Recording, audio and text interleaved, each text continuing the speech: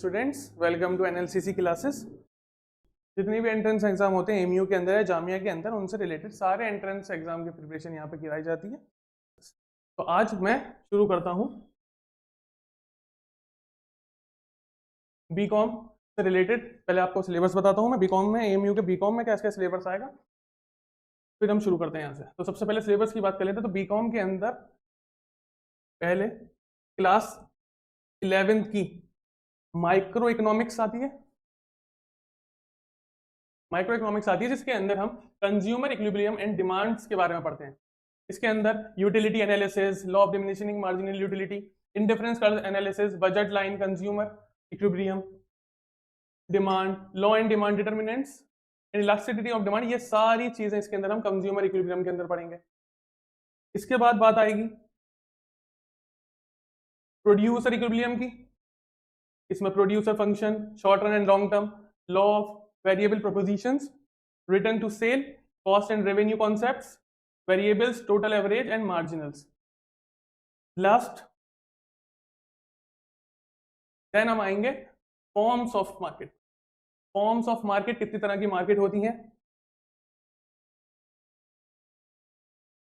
हाँ, तो इसके अंदर हम perfect competitions, characteristics, price determination, monopoly features, oligopoly features, इसके परफेक्ट कंपटीशन और सिंपल एप्लीकेशंस। अभी ये जो बात करी थी मैंने, ये पूरी सिलेबस खाली आपको दिखाया है कि सिर्फ और सिर्फ इकोनॉमिक्स के अंदर आता है। वाला सिलेबस जो है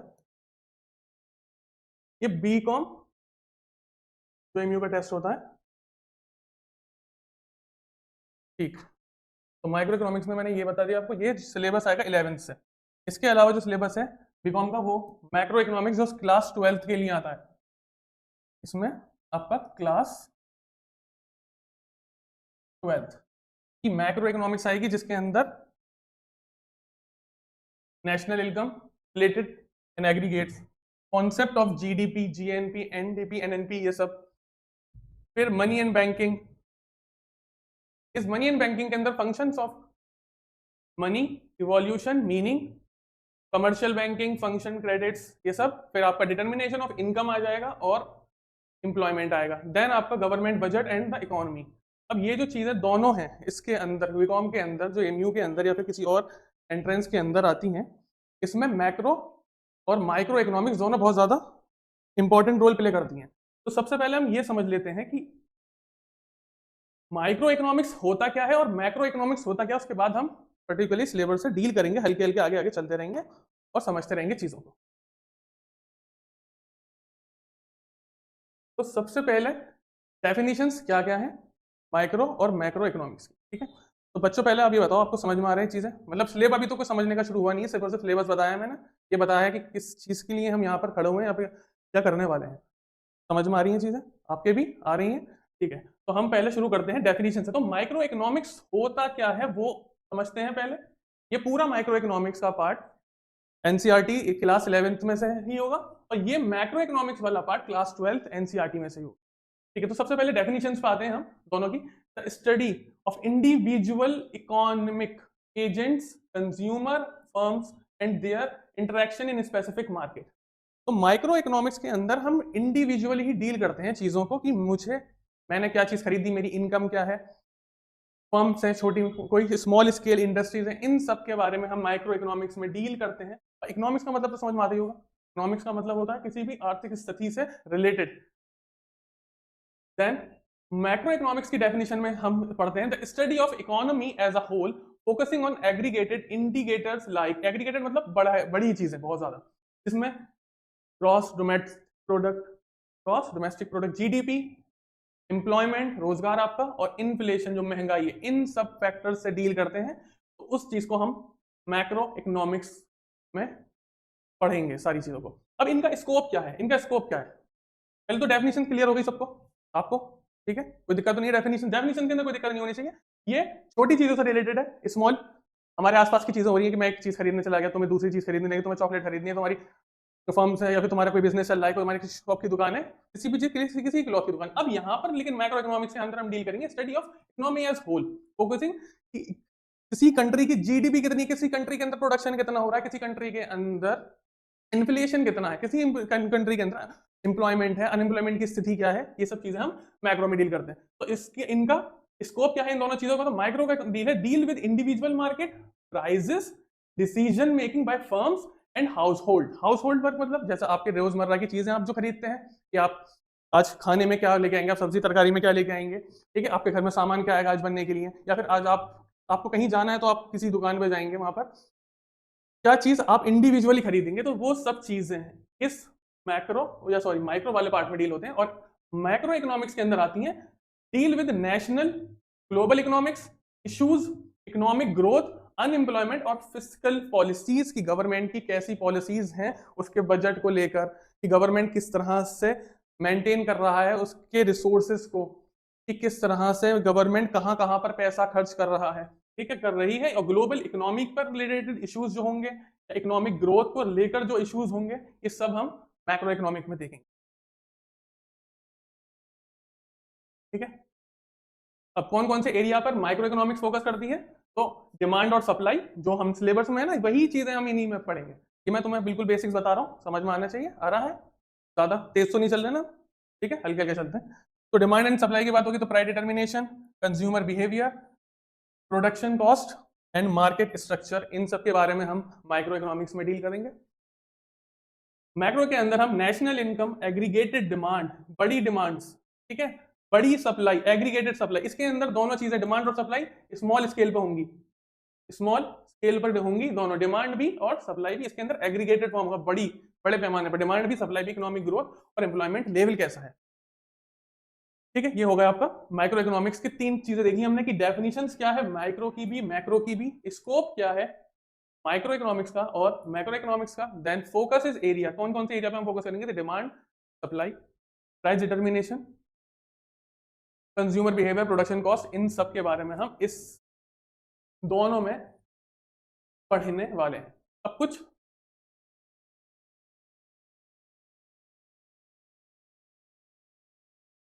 क्वेश्चंस होंगे जो आपके दिमाग में आ रहे होंगे कि माइक्रो इकोनॉमिक्स चलो ठीक है छोटे लेवल, माइक्रो इकोनॉमिक्स बड़े लेवल की, गवर्नमेंट की बात होगी, बड़ी बड़ी इंडस्ट्रीज की बात होगी उसमें। तो यहाँ पे हम सोचते हैं कि इसके अंदर हमें क्या क्या चीजें देखने को मिलती हैं, सीखने को मिलेंगी, फिर हमारे दिमाग में क्या क्या क्वेश्चन उठते हैं माइक्रो इकोनॉमिक्स से रिलेटेड। तो house price of goods and services determine, कैसे हम किसी भी गुड्स या फिर किसी भी सर्विस, गुड्स एंड सर्विस समझते हो, गुड्स बोलते हैं सामान, जैसे ये एक बिस्लरी की बोतल है, तो ये मैं गया हूँ किसी दुकान पर और ये मैंने 20 रुपए की खरीद ली, तो ये गुड्स हो गया। यहीं पे अगर मुझे ये शर्ट स्टिच करवानी है, सिलवानी है, तो मैं किसी टेलर के पास जाऊंगा, तो जिस टेलर के पास जाऊंगा मैं उसको इस सर्विस के सिलने के पैसे दूंगा, तो वो एक तरह से सर्विस होगी, आपके घर पे प्लम्बर आते होंगे, वो सब सर्विस में आ जाती हैं चीजें, ठीक है। तो इन सब चीजों के प्राइस कैसे डिटरमाइन होते हैं, how consumer and firms make decision, कोई भी एक इंडिविजुअल कंज्यूमर है, कंज्यूमर का मतलब कंज्यूम करने वाला, कोई भी इंसान क्या चीजों को कंज्यूम करता है तो वो कंज्यूमर हो गया, तो वो कंज्यूमर कैसे, और कोई फर्म है तो वो प्राइस को कैसे डिटरमाइन करती है, how does different market structure, example monopoly, perfect competition function. अब ये दो तरह की, एक मोनोपोली है और एक परफेक्ट कंपटीशन मार्केट, ये दो तरह की अलग अलग तरह की मार्केट है जो मार्केट कैसे फंक्शन करती है, इसके बारे में भी हम पढ़ते हैं। फिर हमारे दिमाग में मैक्रो इकोनॉमिक्स को लेकर क्या क्या सवाल आते हैं उन्हें और देख लेते हैं, कि what determine national income and total output, कि जो पूरी कंट्री की नेशनल इनकम है, कि कंट्री कितना पैसा कमा रही है पूरा, उससे रिलेटेड चीज है, और कंपनी का टोटल आउटपुट कितना, उससे रिलेटेड चीज है। या फिर why do price rise in inflation, की किसी भी कंट्री के अंदर चीजों के दाम, सर्विसेज के भी दाम और गुड्स के भी दाम कैसे बढ़ते हैं, उन चीजों से डील करेंगे। What causes unemployment and how it can be reduced? Unemployment मतलब बेरोजगारी, कि किसी कंट्री के अंदर बेरोजगारी किस तरह से बढ़ती है और उससे क्या क्या इफेक्ट्स हो सकते हैं, ठीक है, और उसको कैसे कम कराया जा सकता है, ये चीजें। How does economic growth occurs over time, economy कैसे ग्रोथ करती है किसी पर्टिकुलर कंट्री के अंदर, इन सब के बारे में हम मैक्रो इकोनॉमिक्स में डील करें। एग्जाम्पल के तौर पर, एग्जाम्पल मैंने बहुत सारे आपको बताई थी माइक्रो और मैक्रो के, ठीक है, उसमें से देखो देख लेना। अप्रोचेस क्या है, study part economy, individual markets, वही चीज, study the economy, aggregative behaviour, aggregate behaviour, बड़े पैमाने पर चीजों को देखी जाएंगी। समरी के तौर पर बिल्कुल छोटे सा, बिल्कुल वन लाइनर में अगर हम बोलें कि माइक्रो इकोनॉमिक्स क्या होता है, तो micro economics small scale analysis, individual firms, consumers and market, तीन चीजें। समझ में आ रही है बात?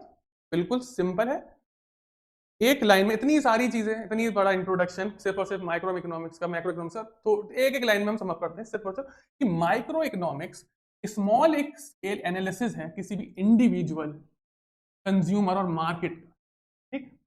उसी तरह दूसरी चीज है मैक्रो इकोनॉमिक्स। क्या है भाई? मैक्रो इकोनॉमिक्स एक लार्ज स्केल एनालिसिस है किसी भी कंट्री की नेशनल इकोनॉमी, इन्फ्लेशन, तो पैसे बढ़ जाते हैं चीजों पर, जीडीपी, ग्रॉस डोमेस्टिक प्रोडक्ट्स, और एम्प्लॉयमेंट, रोजगार, ठीक है, इन सब चीजों का बढ़ा, ठीक है। यहाँ पर मैंने बहुत सारे नोट्स आपको मिल जाएंगे, ठीक है, पीडीएफ के फॉर्म्स में, इसमें कोई दिक्कत नहीं है। अच्छा, ये जितने भी है ना, मैंने सारे के सारे रियल लाइफ या फिर एवरीडे एग्जांपल लिखे हुए हैं। जैसे मैक्रो इकोनॉमिक्स के बारे में मैं आपको एग्जांपल बता दूं, बहुत सारे मैंने, मतलब ज्यादा नहीं, कुछ हैं।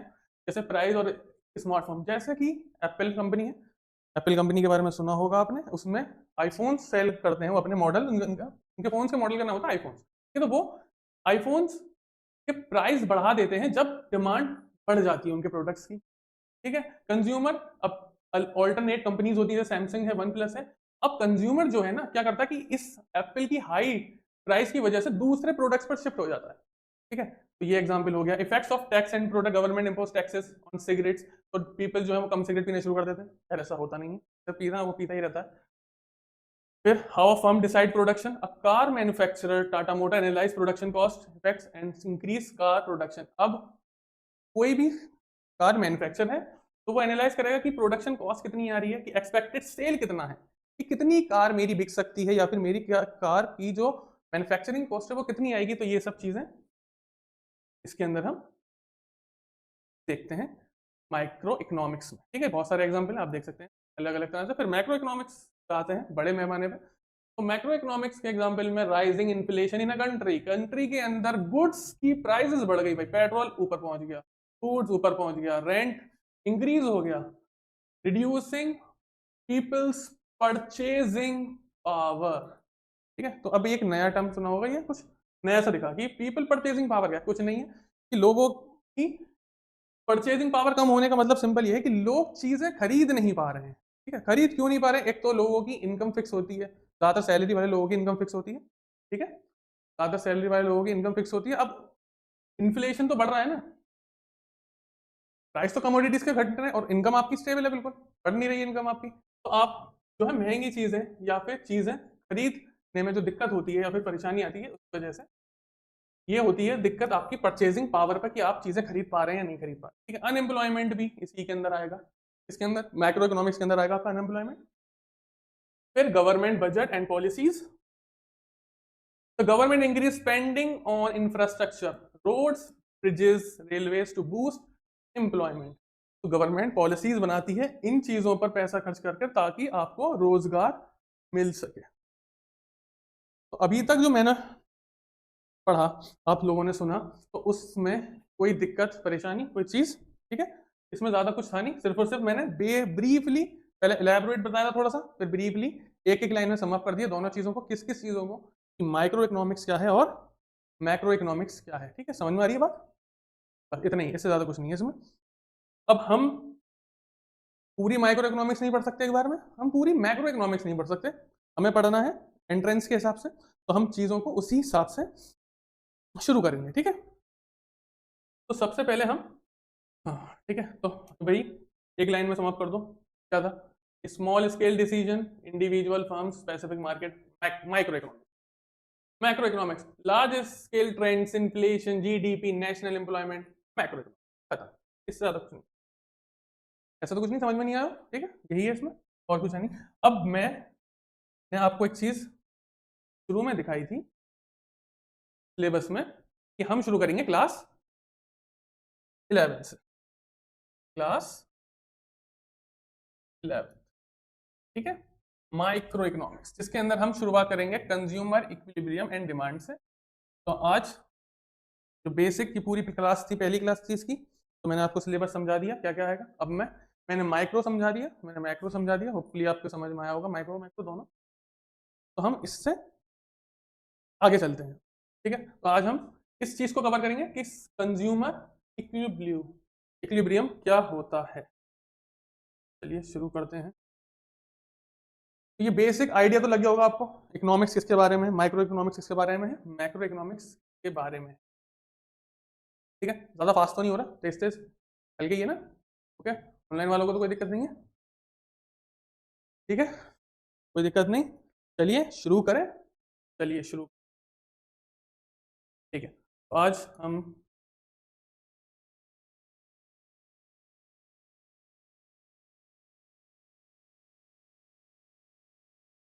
शुरू करेंगे कंज्यूमर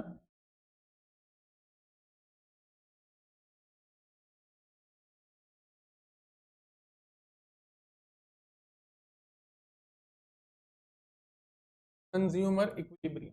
अच्छा, बेसिकली कंज्यूमर इक्विलिब्रियम का मतलब यह है कि कंज्यूमर की वांट सेटिस्फाई हो जाएं इतने यूनिट्स ऑफ गुड्स से कि उसे ना ज्यादा खरीदने की जरूरत पड़े और कम खरीदेगा तो उसकी वांट सेटिस्फाई होंगी नहीं, कि इतने नंबर ऑफ अमाउंट या फिर कमोडिटी या फिर सर्विस से वो लाभ उठा सके कि उसे और एक और की जरूरत ना पड़े, एक और यूनिट की जरूरत ना पड़े, या थोड़ी और ज्यादा देर की जरूरत ना पड़े किसी सर्विस को लेते वक्त। उस चीज को हम कंज्यूमर इक्विलिब्रियम कहते हैं बेसिकली। तो अब इससे पहले, इसे समझने से पहले हमें हर चीज, एक एक छोटी छोटी चीजों को बेसिक से उठाकर सारी चीजों को समझना शुरू करेंगे, ठीक है। तो सबसे पहले कंज्यूमर होता क्या है, ठीक है, कंज्यूमर थ्योरी क्या है। Consumer theory is a branch of microeconomics that study how individuals make choices to maximize their satisfactions और utility। कि जब कंज्यूमर, या फिर कंज्यूमर थ्योरी ये है कि हम कंज्यूमर के बारे में स्टडी करते हैं, डील करते हैं कि कंज्यूमर अपना जो डिसीजन लेता है किसी भी चीज को मैक्सिमम उसका सेटिस्फेक्शन हासिल करने के लिए, maximum their satisfaction within limited resources, limited resources के अंदर वो मैक्सिमम सेटिस्फेक्शन जब एक कंज्यूमर हासिल कर लेगा उसको बोलेंगे हम कंज्यूमर थ्योरी। ये कहती है कि कंज्यूमर जो है मैक्सिमम सेटिस्फेक्शन हासिल कर लेगा लिमिटेड सोर्स, ठीक है। तो यही होता है आपका कंज्यूमर इक्विलिब्रियम जो मैंने बोला था आपको पहले, ठीक है। The theory explain how consumer decide what to buy among various option, कि बहुत सारे ऑप्शन है मेरे पास, अब मुझे क्या खरीदना है। तो अगर मैं एक रैशनल कंज्यूमर हूँ, रैशनल मतलब मेरे पास दिमाग है, ठीक है, मेरे पास दिमाग है, अब मैं एक पेन खरीदने जाऊंगा तो ये पेन सिर्फ और सिर्फ, मुझे पेन का काम क्या होगा, मुझे लिखना है। हो सकता है मैं बहुत ज्यादा एक्सपेंसिव पेन खरीद लूँ, मैं 500-600 रुपए से तो एक पेन में डाल दूँ, ठीक है। तो वो हो सकता है मेरे मेरे अंदर से सेटिस्फेक्शन ये है कि मैंने यार इतना पेन इतना क्यों खरीद लिया, ठीक है? लेकिन वही मैं ये 10 रुपए का पेन लिया और उससे काम वही करेगा, 500 रुपए वाला पेन भी लिखेगा ही और 10 रुपए पेन वाला 10 रुपए का पेन भी लिखेगा ही। तो मेरी जो मैक्सिमम सेटिस्फेक्शन है ना वो 10 रुपए के पेन सारी, कि मेरी प्राइस भी कम खर्च हुआ है, मेरा पैसा जो है वो भी कम खर्च हुआ है और मेरा काम भी पूरा हो गया है, ठीक है। तो इसमें तो कोई दिक्कत नहीं है। तो ये चीज हो गई आपकी कंज्यूमर थ्योरी। एग्जाम्पल के तौर पर imagine you have a limited amount of money for your monthly expense, you must decide how to divide budget between necessities like food, transportation, entertainment. Consumer theory helps to explain how these decision satisfy money. मतलब क्या हुआ कि मान लीजिए आपके पास fixed amount of money है आपके मंथली खर्चे के लिए, उसमें उस खर्चे में सब ये तो है नहीं आप सारा का सारा खर्चा बर्बाद कर दो किसी भी चीज में, कहीं पे चले गए, क्लब चले गए या शॉपिंग मॉल चले गए, सारा पैसा उड़ाई है, ठीक है, मूवीज देख ली। लेकिन उसके अंदर आपको पैसा खर्च करना है रैशनली, किस तरह से कि आपको खाने के लिए पैसा छोड़ना होगा, आपको ट्रांसपोर्टेशन के लिए पैसा छोड़ना होगा, कुछ हिस्सों में आप एंटरटेनमेंट के लिए भी पैसा छोड़ सकते हो। तो उसी इसी चीज को समझाती है कंज्यूमर थ्योरी, जो आपको एक्सप्लेन करती है कि कैसे आप डिसीजन लोगे जिससे आपकी मैक्सिमम या फिर मोस्ट सेटिस्फेक्शन आपको मिल जाए, आपके पास जो पैसा है, जितने भी पैसा आपके पास लिमिटेड मनी है या फिर लिमिटेड पैसा है आपके पास, उस लिमिटेड पैसा में आपको मैक्सिमम सेटिस्फेक्शन मिल जाए, ठीक है। ये चीज हमें कंज्यूमर थ्योरी बताती है। तो कंज्यूमर थ्योरी में कोई दिक्कत किसी को, आपको नहीं, ठीक है, आसान है, ज्यादा मुश्किल नहीं है, हल्के हल्के चलते हैं, बहुत आराम आराम से। उफ, अब बारी आती है, हु इज कंज्यूमर। कौन है कंज्यूमर? वही है कंज्यूमर जो खरीदेगा या इस्तेमाल करेगा गुड्स को या सर्विसेज को। Final user market who decide based needs and preferences, जो दिल कर रहा है उसका वो खरीद लिया उसने, उसे चाहिए वो चीज तो खरीद लिया उसने। तो ये सब आपका कंज्यूमर है, आएगा, ठीक है। अब हमारा मेन टॉपिक है क्या है, कंज्यूमर इक्विलिब्रियम। तो कंज्यूमर का मतलब तो समझ में आ गया होगा, जो भी grocery, coffee, price of cloth, you are acting as a consumer. अगर आप कोई भी चीज बाय कर रहे हो, पेन खरीदने चला गया, बोतल खरीदने चला गया, ठीक है, शर्ट खरीद ली, क्लोथ खरीद लिए, ठीक है, कोई और चीज खरीद ली, तो वो मैं क्या होगा, एक कंज्यूमर हुआ मैं, ठीक है, मैं एक कंज्यूमर हुआ। अब हमें समझना है कंज्यूमर इक्विलिब्रियम। तो उससे पहले हमें समझना होगा कि तो उससे पहले हमें समझना होगा कि यूटिलिटीज क्या होती हैं, इसके सारे बेसिक कॉन्सेप्ट्स हम शुरू करेंगे समझना। कि सबसे पहले तो इस कंज्यूमर जो इक्विलिब्रियम था, ठीक है, जो कंज्यूमर इक्विलिब्रियम की मैंने बात करी थी, आज मैं पढ़ाने वाला हूँ, तो इसमें आपको बेसिकली कंज्यूमर समझ में आ गया, इक्विलिब्रियम समझ में आ गया कि जब कंज्यूमर की मैक्सिमम वांट सेटिस्फाई होने लगे किसी यूनिट ऑफ गुड्स में, कि अब उसे एक और नहीं चाहिए, उससे कम नहीं चाहिए, ठीक है, उससे ज्यादा नहीं चाहिए, कम नहीं चाहिए, उसको हम कंज्यूमर इक्विलिब्रियम बोलते हैं। ठीक है, कंज्यूमर इक्विलिब्रियम बोलते हैं। ठीक है, कि कैसे कंज्यूमर अपने मैक्सिमम या फिर मोस्ट सेटिस्फेक्शन को फुलफिल कर सकता है किसी भी गुड्स या सर्विस से। ठीक है, अब इसके अंदर कंज्यूमर हमें पता चल गया। अब types of utility approach. Utility क्या है? यूटिलिटी है वो सेटिस्फेक्शन जो आपको किसी भी गुड्स या सर्विस को इस्तेमाल करके मिले। क्लियर? यूटिलिटी वो सेटिस्फेक्शन है जो आपको किसी भी गुड्स या सर्विस को इस्तेमाल करने के बाद मिले।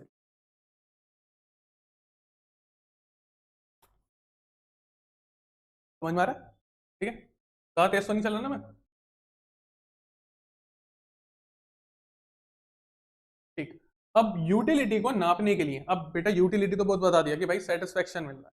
अब मुझे तुम्हें सेटिस्फेक्शन है, मुझे सेटिस्फेक्शन अलग अलग चीजों से अलग अलग मिलेगा। तुम्हारी कोई फेवरेट चीज हो, चॉकलेट हो सकती है, तुम्हारी हो सकती है आइसक्रीम। अब हो सकता है तुम दोनों को चॉकलेट, एक में से किसी को चॉकलेट ना पसंद हो, तो उसकी मैक्सिमम वांट तो सेटिस्फाई नहीं हो रही ना। ठीक है, इनकी हो गई, इनकी नहीं हुई, मेरी आइसक्रीम से हो रही है, तो मेरी मैक्सिमम सेटिस्फाई होंगी वांट्स किससे? आइसक्रीम से। तो मेरी यूटिलिटी आइसक्रीम में ज्यादा होगी या चॉकलेट में? जाहिर बात है, मुझे आइसक्रीम ज्यादा पसंद है, तो मेरी मैक्सिमम वांट्स है, मेरी यूटिलिटी किस में ज्यादा होगी? आइसक्रीम। इसी चीज को बोलते हैं यूटिलिटी। अब यूटिलिटी नापने के तरीके हैं, अप्रोचेस को बोलते हैं कि यूटिलिटी नापने के तरीके, कि यूटिलिटी कैसे नाप सकता हूं मैं। ठीक है, तो यूटिलिटी नापने के बेटा दो तरीके हैं। पहला है कार्डिनल यूटिलिटी अप्रोच, दूसरी है ऑर्डिनल यूटिलिटी अप्रोच। ठीक है, पहला क्या है? कार्डिनल यूटिलिटी अप्रोच, दूसरा है ऑर्डिनल यूटिलिटी अप्रोच। अच्छा, ये कार्डिनल यूटिलिटी अप्रोच जो दिया था मार्शल, ठीक है, मार्शल ने दिया था, इसे मार्शल यूटिलिटी अप्रोच भी बोलते हैं। मार्शल यूटिलिटी अप्रोच भी बोलते हैं इस कार्डिनल यूटिलिटी अप्रोच को। ऑर्डिनल यूटिलिटी अप्रोच जो है वो आपकी हिक्सियन एनालिसिस भी बोलते हैं। क्या बोलते हैं? हिक्सियन, HICKSIAN एनालिसिस, एनालिसिस भी बोलते हैं हम इसको। अब इन दोनों को हम सही से समझने की कोशिश करते हैं थोड़ा सा, कि आपकी कार्डिनल यूटिलिटी क्या होती है और आपकी ऑर्डिनल यूटिलिटी अप्रोच क्या होती है। तो सबसे पहले कार्डिनल यूटिलिटी की बात कर लेते हैं। Assume that satisfaction or utility consuming goods can be measure in exact numeric unit often call utils. Imagine rating your enjoyment different foods 1 to 10। अब हम रेट करना शुरू करते हैं, हम इसे कार्डिनल यूटिलिटी, और हाँ, कार्डिनल यूटिलिटी को समझने की कोशिश करते हैं। कार्डिनल यूटिलिटी को इस तरह से समझने की कोशिश करेंगे हम, कि अगर मैंने बोला कि तुमको आइसक्रीम पसंद है, तो मैं 10 से बीच में एक न्यूमेरिकल वैल्यू देनी पड़ेगी। मुझे 10 बहुत ज्यादा पसंद है, एक या बहुत कम पसंद है। तो इनमें से हम इन न्यूमेरिकल वैल्यूज से जब अपने सेटिस्फेक्शन को फाइंड आउट करते हैं, बताते हैं अपने सेटिस्फेक्शन के बारे में, कि मुझे इतनी खुशी मिली कि मैंने समोसा खाया, अभी मेरा पेट बिल्कुल खाली था, भूख लग रही थी मुझे बहुत ज्यादा, और मैंने अभी जाके समोसा खाया था, मुझे यूटिलिटी मिली 10 की एकदम, कि भाई मजे आ गए एकदम बढ़िया से। ये थी मेरी यूटिलिटी समोसा की, कि मुझे 10 यूटिलिटी मिली। अब यूटिलिटी या फिर मेरी सेटिस्फेक्शन को आप न्यूमेरिक वैल्यू में बांट बता नहीं सकते ना, आप अपनी फीलिंग्स जाहिर कर सकते हो उस चीज से, लेकिन अब एक मेजरमेंट जब लेते हैं यूटिलिटी को बताने के लिए, तो उस चीज को हम कार्डिनल यूटिलिटी अप्रोच बोलते हैं। ठीक है, किसी 10 को मैं यूटिल्स बोलूंगा। क्या बोलूंगा? यूटिल्स। ये यूटिल्स है, 10 यूटिल्स, कि मैंने समोसा खाया, मेरा पेट बिल्कुल खाली था, मुझे लगी भूख बहुत तेज की, और मैंने समोसा खाया, और मेरे समोसे ने मुझे ये अपनी जो सेटिस्फेक्शन है, फुल सेटिस्फेक्शन है, तो मैं अपने समोसे को 1 से लेकर 10 के स्केल में 10 नंबर दूंगा। तो ये मैंने अब अपनी सेटिस्फेक्शन को number, numeric form, numeric unit में नाप लिया, नहीं नाप लिया, किसी न्यूमेरिक वैल्यू में नापने की वजह से ये यूटिलिटी को, इस यूटिलिटी अप्रोच को कार्डिनल यूटिलिटी बोला जाता है। एग्जाम्पल के तौर पर चॉकलेट खाई, ठीक ठीक ठाक लगी मुझे, 8 यूटिलिटी दी मैंने उसे 1 से 10 स्केल के बीच में। मैंने आइसक्रीम खाई, मुझे आइसक्रीम पसंद है बहुत ज्यादा, तो मैंने उसे 10 नंबर। तो 10, तो जो 10 न्यूमेरिक वैल्यू है, जो 8 न्यूमेरिक वैल्यू, जो 1 न्यूमेरिक वैल्यू है, वो आपकी यूटिलिटी है कि सेटिस्फेक्शन मुझे कितना मिला उस चीज से, ठीक। तो ये आएगा कार्डिनल यूटिलिटी में। अब हम बात करेंगे बेटा ऑर्डिनल यूटिलिटी अप्रोच की। ये ऑर्डिनल यूटिलिटी अप्रोच क्या है? कार्डिनल समझ में आ गई? कार्डिनल में तो कोई दिक्कत नहीं, सिंपली न्यूमेरिक वैल्यू के नंबर्स में जब हम किसी भी यूटिलिटी को मेजर करेंगे, अपने सेटिस्फेक्शन को नंबर्स में बताने की कोशिश करेंगे, नंबर्स में समझने की कोशिश करेंगे, उन नंबर्स को हम यूटिल्स बोलेंगे, तो वो आएगी कार्डिनल यूटिलिटी। फिर बात करेंगे हम ऑर्डिनल यूटिलिटी अप्रोच की। ऑर्डिनल यूटिलिटी अप्रोच क्या है?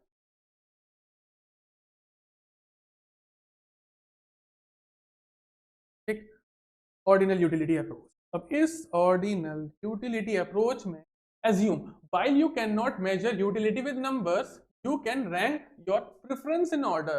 You might rank your favorite ice cream flavors first, second, third without assuming then specific numeric score. अब इस यूटिलिटी के अंदर, किस यूटिलिटी के अंदर, ऑरिजिनल यूटिलिटी में जो हमने बात करी थी, बता दे रहा, ये ऊपर रह गया, शायद थोड़ा सा ऊपर छूट गया। ऑर्डिनल यूटिलिटी की जो हमने बात करी थी, इसमें होना क्या है कि इसमें हमने किस चीज की बात करी थी अभी कार्डिनल यूटिलिटी में? समोसा की बात करी, आइसक्रीम की बात करी, कॉफी की बात करी, चॉकलेट की बात करी। अब मुझे प्रेफरेंस देना है कि मुझे सबसे ज्यादा चीज कौन सी पसंद है भाई, उस चीज के प्रेफरेंस पे कि मुझे सबसे ज्यादा पसंद है, मान लो बेटा आइसक्रीम, आइसक्रीम। दूसरे नंबर पे मुझे सबसे ज्यादा पसंद है चॉकलेट। तीसरे नंबर पे मुझे सबसे ज्यादा पसंद है कॉफी। ठीक, चौथे नंबर पे मुझे पसंद है समोसा। ठीक, अब मैंने ये फर्स्ट प्रेफरेंस दी, समझ में आ रही बात कि मैंने सबसे ऊपर प्रेफरेंस किसे दी? आइसक्रीम को। तो इससे ये तो समझ में आ रहा है ना कि मेरी मैक्सिमम वांट आइसक्रीम से ही पूरी होंगी, तो ये चीज मैं खा लूंगा, मैं इनसे भी मेरी यूटिलिटी पूरी हो जाएगी, ऐसी कोई बड़ी बात नहीं है। ठीक, लेकिन मेरी मैक्सिमम जो यूटिलिटी वो पूरी होगी वो तो आइसक्रीम से होगी ना। ठीक है, समझ में आ रही बात नहीं आ रही? दूसरे नंबर पे चॉकलेट से होगी, तीसरे नंबर पे कॉफी से होगी, चौथे नंबर पे समोसा से होगी। अब मैं इन दोनों का कंपैरिजन बता दूं। कार्डिनल यूटिलिटी में यूनिट्स में मेजर कर रहा था कि 1 2 3 4 5 इस तरह से, या फिर 1 2 3 4 5 ऐसे, वहां पे नंबर्स में यूटिलिटी मेजर हो रही थी। यहां पर ऑर्डिनल यूटिलिटी में प्रेफरेंस के बेसिस पर यूटिलिटी मेजर होगी, प्रेफरेंस के बेसिस पर। ठीक है, कि मेरी क्या प्रेफरेंस है, मुझे क्या चाहिए, मैं क्या चाहता हूं। मैं चाहता हूं भाई कि पहले मुझे आइसक्रीम मिले, फिर मुझे चॉकलेट मिले, फिर कॉफी मिले, फिर समोसा मिले। ठीक, तो यहां पर हम न्यूमेरिक स्कोर नहीं देते, स्पेसिफिक न्यूमेरिक स्कोर नहीं देते, बल्कि प्रेफरेंस देते हैं किस चीज, गुड्स में। ठीक है, गुड्स में प्रेफरेंस देते हैं। जैसे चाय और कॉफी में क्या प्रेफरेंस हो गया? ऑब्वियसली चाय और कॉफी में हम ज्यादा चाय कॉफी को तुम्हारे ऊपर है, किसको प्रेफरेंस दे रहे हो। ठीक, तो ये बात हुई आपकी इसकी टाइप्स ऑफ यूटिलिटी अप्रोच की। यूटिलिटी को पढ़ने के कौन कौन से तरीके हो सकते हैं, तो दो तरीके पता चल गए। जब एक बार मैं दोबारा समराइज कर दे रहा हूँ, कोई चीज कंफ्यूजन ना रहे किसी को भी। मैंने तो सबसे पहले मैंने क्या कहा था, मैंने आपको सिलेबस बताया था। सिलेबस बताने के बाद मैंने बताया कि क्लास 11 से माइक्रो इकोनॉमिक्स आती है एनसीईआरटी लेवल, दूसरी क्लास 12 से मैक्रो इकोनॉमिक्स आती है एनसीईआरटी लेवल। फिर उसके बाद मैंने मैक्रो मैक्रो दोनों का अच्छे से डिफरेंस बता दिया, कोई उसमें दिक्कत नहीं होनी चाहिए आपको, अगर परेशानी कोई दिक्कत है बता दी। ठीक, ठीक है ना, उसमें तो कोई दिक्कत नहीं। फिर मैंने बताया कि मैं पहले आज से शुरू करूंगा, वो है कंज्यूमर इक्विलिब्रियम, कि कंज्यूमर के मैक्सिमम वांट्स पूरे हो जाएं और उसे ज्यादा गुड्स और कम गुड्स खरीदने की जरूरत पड़े, कि एक unit particular unit of goods में कंज्यूमर को फुल सेटिस्फेक्शन मिल गया, तो वो आपका कंज्यूमर। ठीक, फिर मैंने आया कंज्यूमर क्या होता है, कंज्यूमर थ्योरी क्या होती है, फिर टाइप्स ऑफ यूटिलिटी, यूटिलिटी क्या होती है, टाइप्स ऑफ यूटिलिटी अप्रोच, की यूटिलिटी को हम कैसे नाप सकते हैं। कंज्यूमर इक्विलिब्रियम में जब तक यूटिलिटी नहीं पता चलेगी तो कंज्यूमर इक्विलिब्रियम हो रहा है नहीं हो रहा, तो नहीं पता चलेगा आपको। इस वजह से हम यूटिलिटी पे आते हैं। अब यूटिलिटी होती क्या है, टाइप्स पता चल गए ना यूटिलिटी के। अब एक बार डेफिनेशन भी देख लो। डेफिनेशन क्या है? डेफिनेशन ये सिंपली, यूटिलिटी इज सेटिस्फैक्शन और pleasure of consumer drive from consuming a product और सर्विस। कि जब भी कोई कंज्यूमर किसी भी गुड्स या सर्विस को कंज्यूम करेगा, ठीक है, तो उससे जो उसे सेटिस्फेक्शन मिलेगा या प्लेजर मिलेगा, उस चीज को हम यूटिलिटी बोलेंगे। ठीक है, उस चीज को हम क्या बोलेंगे? यूटिलिटी बोलेंगे। When you enjoy eating your food meals, pleasure to get measure its utility. Even two meals cost same, you can choose one of them, you feel more satisfied. मतलब क्या हुआ कि मान लो भाई मेरे पास पैसे हैं एक मील खरीदने के। मील मतलब समझ में आता है कि कुछ भी खाना, दाल चावल हो, पनीर, कुछ भी हो सकता है। ठीक, उसमें आपका मील जो भी आप खाना खाना चाहो, तो आपको अगर खाना खाना है तो आपको उसके पैसे देने पड़ेंगे। आपने पैसे दिए, आपको एक मील मिल गई, आपको लंच मिल गया। अब मान लो अगर ऐसा हो जाए कि आपने पैसे दिए और आपको एक मील की वजह, एक मील के पैसों में 2 मील दे दी, मतलब 2 लंच दे दिया सर, तो आपका मैक्सिमम सेटिस्फेक्शन 2 मील से होगा, 1 मील से होगा? 2 मील से होगा, ठीक है? तो यही चीज होती है यूटिलिटी की, मैक्सिमम सेटिस्फेक्शन या सेटिस्फेक्शन मुझे किस चीज से मिल रहा है, तो मैं किस चीज से मोर सेटिस्फाई, किस चीज से ज्यादा सेटिस्फाई हूं। तो यूटिलिटी सिंपली सेटिस्फेक्शन या प्लेजर। यूटिलिटी सिंपली क्या होती है? सेटिस्फेक्शन या फिर प्लेजर होती है। सही बात समझ लो, कोई दिक्कत इसमें यूटिलिटी में सबको? ठीक है ऑनलाइन वालों, समझ में आ रही है भाई? आ रही है समझ में? चलते हैं आगे। ठीक, अब यूटिलिटी बेटा दो तरह की होगी। कौन कौन सी यूटिलिटी होगी? एक होगी टोटल यूटिलिटी और एक होगी मार्जिनल यूटिलिटी। ठीक, उसके बाद हम आगे चीजें पढ़ते रहेंगे। तो यूटिलिटी में भी एक टोटल यूटिलिटी होती है कि ये टोटल प्लेजर, यूटिलिटी सेटिस्फेक्शन या प्लेजर, टोटल का मतलब टोटल होल पूरा। तो जब टोटल यूटिलिटी क्या कहते हैं, टोटल सेटिस्फेक्शन और total pleasure, consumer receive from consuming a giving number of unit of goods और सर्विसेज, कि जब आपको किसी भी गुड्स या सर्विस से फुल सेटिस्फाई, फुल पूरा टोटली प्लेजर या सेटिस्फेक्शन, प्लेजर या सेटिस्फेक्शन मिल जाए, तो उस चीज को आप टोटल यूटिलिटी बोलोगे भाई। क्या बोलोगे उसको? क्या बोलोगे? टोटल यूटिलिटी बोलोगे। तो इसका एग्जांपल कैसे समझाऊं मैं? ठीक है, कि टोटल यूटिलिटी पहले तो समझ में आएगी, होल किसी भी प्रोडक्ट की पूरी यूटिलिटी जब मुझे मिल जाएगी तो मैं उसको टोटल यूटिलिटी बोलूंगा। पहले हो सकता है तो इस तरह से समझो कि मैंने पिज्जा के 12 स्लाइस करे, उसमें से एक स्लाइस खाया, मुझे मजा आ गया, तो अभी तो मेरे पास 11 और बचे हैं ना। अब मैं जब पूरे 11 12 के 12 खा लूंगा, उसके बाद जो मुझे यूटिलिटी या सेटिस्फेक्शन मिलेगा उस चीज को मैं टोटल यूटिलिटी बोलूंगा। यही बात समझ में? समझ लो थोड़ा सा और सही से समझ में आता। ठीक है, कोई दिक्कत नहीं है, पूरा समझा के जाएंगे यहीं से तक, दिक्कत नहीं आनी चाहिए किसी भी चीज में। तो टोटल यूटिलिटी समझ लेते हैं। तो टोटल यूटिलिटी इस तरह समझते हैं कि ये है मेरे पास एक पिज्जा, ठीक है, पिज्जा है एक, एक दो तीन चार, कितने स्लाइस हो गए इसके? 1 2 3 4 5 7 8, 8 हो गए। कितने हो गए? कितने हो गए? 8 हो गए भाई। अब मान लो मैंने इसका, इस पिज्जा का एक स्लाइस, दूसरा स्लाइस, तीसरा स्लाइस, ठीक, ये 3 स्लाइस मैंने इस पिज्जा के खाए, ठीक है, इन पिज्जा के स्लाइस मैंने खाए, तो मान लो मुझे पहले स्लाइस से 20 यूटिलिटी मिली, दूसरे स्लाइस से मुझे 10 यूटिलिटी मिली, नहीं 16, मान लो 16 मिली, तीसरा स्लाइस खाया मुझे मिली 10 यूटिलिटी,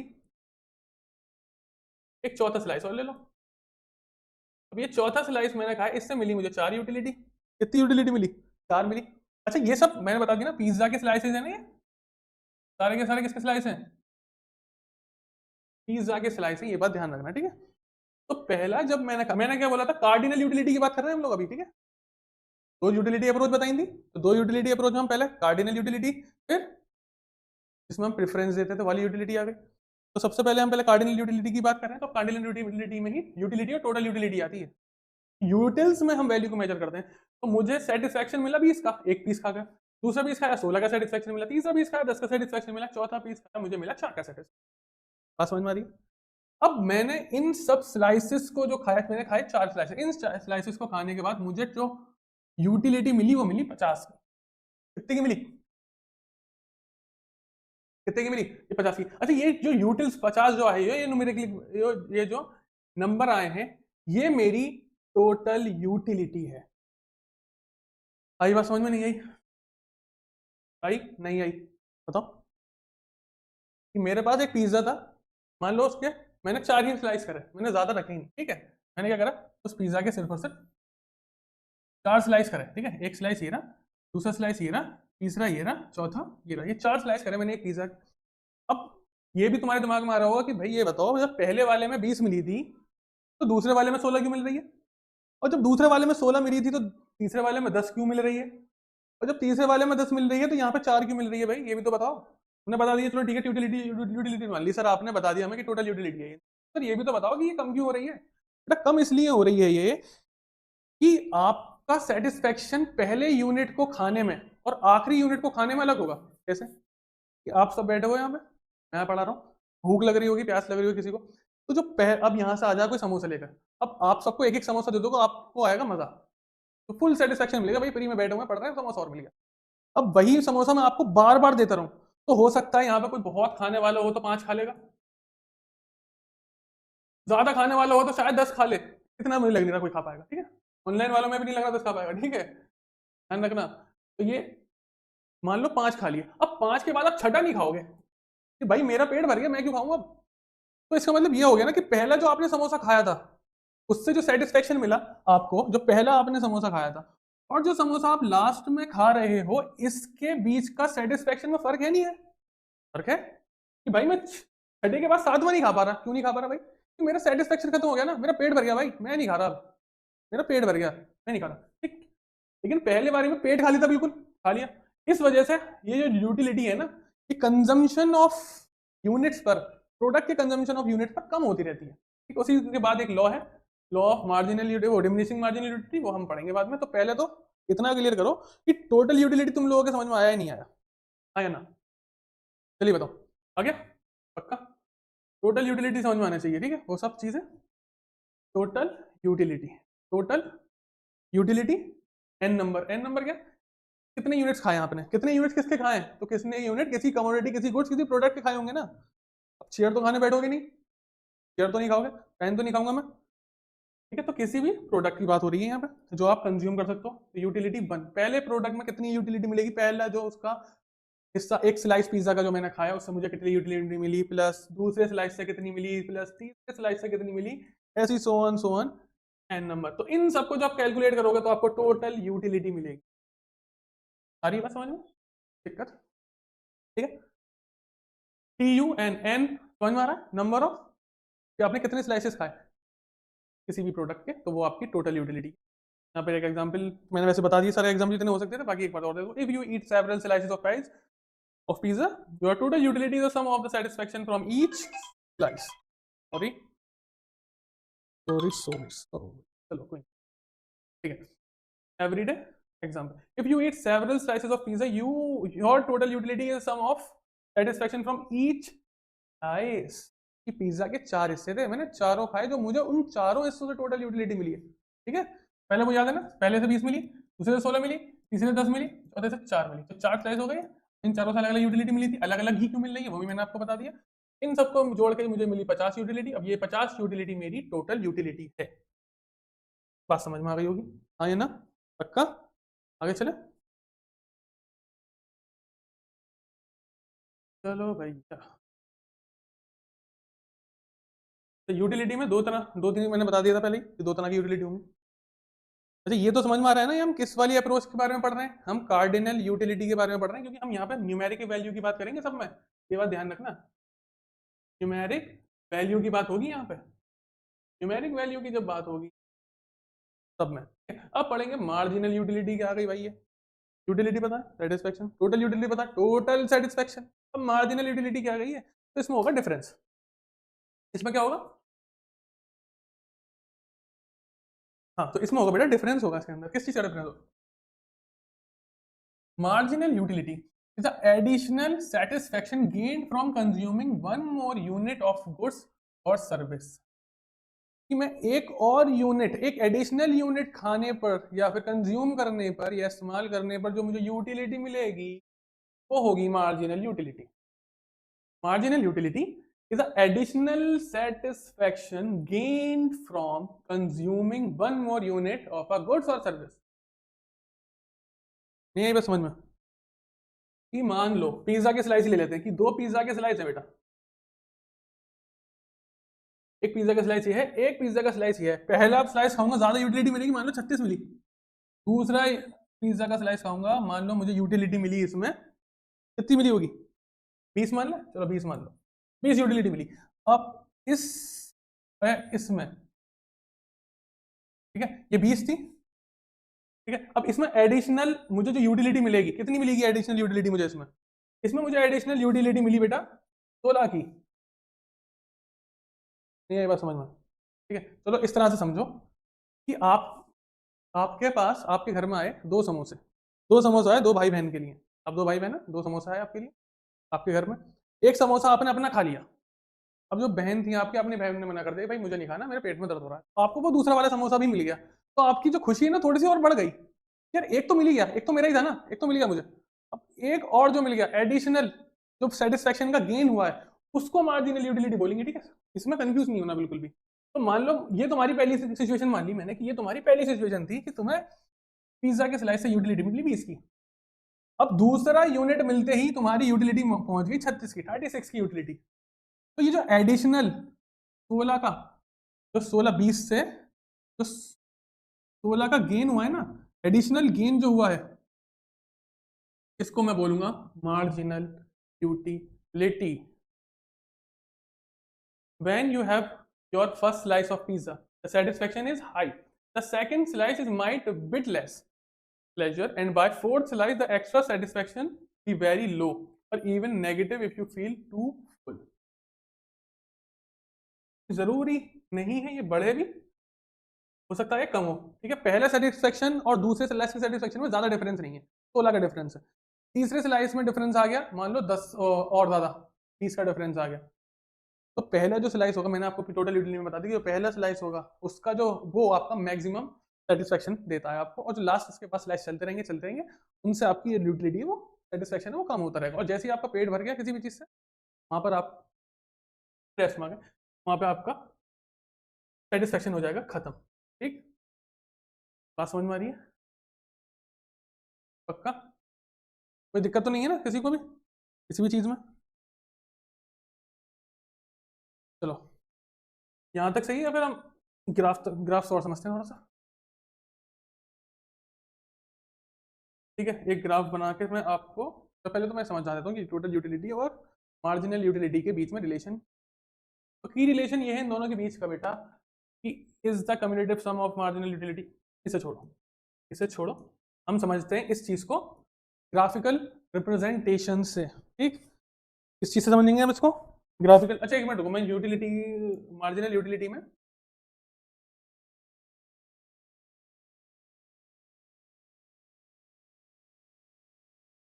चलिए, ये आपकी मार्जिनल यूटिलिटी थी, ये आपके सही से समझ में आई है नहीं आई, हो सकता है डाउट हो।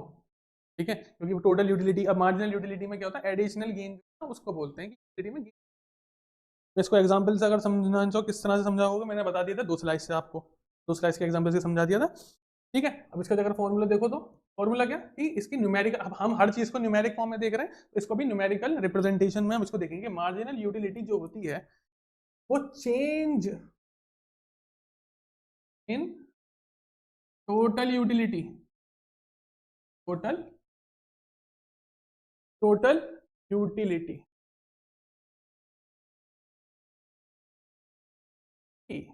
change in total utility upon change in number of unit। कि जैसे जैसे यूनिट बढ़ रहे हैं आपकी यूटिलिटी चेंज हो रही है, तो उसी डिफरेंस को मार्जिनल यूटिलिटी बोलते हैं। ठीक, इस चीज को इस तरह से कर लो कि change in total utility, total utility change होगी आपकी, चेंज इन क्वांटिटी या change in number of unit. बात समझ में आ रही है? पक्का? ठीक, ये थी आपकी मार्जिनल यूटिलिटी, और तो कुछ नहीं रह गया इसमें। इस तरह से भी देख सकते हैं कि मार्जिनल यूटिलिटी आपकी किसी भी n नंबर ऑफ यूनिट है इसके, किसी भी प्रोडक्ट के, तो टोटल यूटिलिटी के अंदर चेंज आएगा।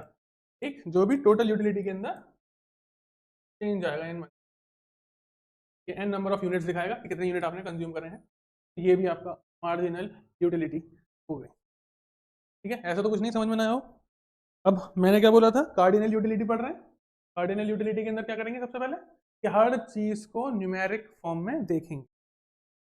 ठीक है, तो हर चीज को न्यूमेरिक फॉर्म में देखेंगे, तो इन सब की न्यूमेरिक वैल्यू याद रखना, 1 होगी, 2 है, कितनी मिली, 3 मिली, 16 मिली, जैसे मैंने बताया था 36 से 20 हो गई।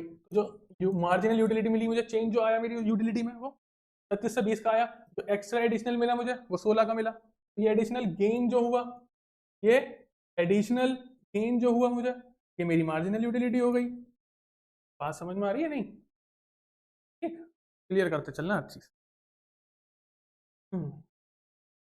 Is additional satisfaction gain consume one more unit, it represents the change in total utility when one extra unit is consumed। ठीक है भाई, और ये बात समझ में, तो बोर तो नहीं हो रहा है, बोर मत हो, आगे चलो।